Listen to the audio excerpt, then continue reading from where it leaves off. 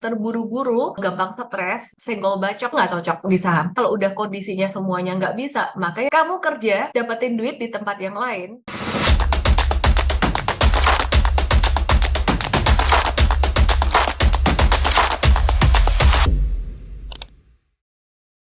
Cara mengatasi saham nyangkut, intinya gini, dicek yang pertama berapa banyak porsinya dibanding dari total portfolio. Kalau misalkan porsinya dibanding total portfolio itu kecil, ya berarti sebenarnya nggak perlu ditakutin, nggak perlu dipikirkan. Tapi kalau porsinya dibandingkan dengan total portfolio besar dan kerugiannya secara percentage loss-nya juga gede, maka lihat fundamental dan teknikalnya. Apakah ada tanda reversal atau enggak? Kalau ada tanda reversal, bagus. Berarti nanti kalau pas naik, kurangin posisi. Never do average down. Nah, tapi kalau ada tanda reversal, boleh nggak sih kita beli saham itu lagi? Saran saya tidak. Kalaupun kamu membeli, sebaiknya di portfolio atau account yang terpisah, supaya tidak tercampur emosi pengambilan keputusannya. Nanti jualnya harusnya udah jual, tapi merasa belum cuan secara keseluruhan nggak dijual. Itu namanya tidak objektif. Jual bertahap jika ada saham yang lain yang untung. Tapi jika nomor 1, 2, 3 doesn't work, fundamental jelek, teknikal jelek, likuiditas jelek, makin turun terus, saham yang lain belum ada yang untung, investasi saham, trading saham, nggak bisa belajar pakai cara apapun, nggak bisa. Ada nggak sih orang yang kayak gitu? Ada. Yang emotionally imbalance. Jadi Jesse Livermore bilang, trading apapun itu bukan untuk orang yang emotionally imbalance dan mereka tidak mau belajar. Jadi orang yang mau belajar pun kalau dia secara emotional imbalance alias terburu-buru, gampang stres, gampang takut, gampang serakah, senggol bacok, itu nggak cocok di saham. Jadi mungkin dia nggak bisa. Kesimpulannya, kalau udah kondisinya semuanya nggak bisa, maka yang dilakukan, kamu kerja, dapetin duit di tempat yang lain, kamu dapat rezeki, misalnya kamu dapat 100 juta, maka kamu bisa ngekat yang ini, tuker investasi yang lain, tidak harus di saham. Fokusnya tuh sebenarnya uang kita bertumbuh, mengalami pertumbuhan nilai aset. Jangan fokus pada saham nyangkut atau kerugiannya. Yang namanya investasi, namanya berbisnis, hidup kita tuh naik dan turun. Ketika bisnis, pernah nggak mengalami masa-masa sulit? Pernah nggak mengalami masa kalian rugi, bayarin karyawan, bayarin operasional, tapi income-nya nggak sebesar yang diharapkan, atau mungkin punya cabang banyak, dia cabangnya rugi, yang ini cabangnya untung. Itu satu hal yang wajar. Nah, maksud aku tuh gini, tujuan kita adalah asetnya bertumbuh.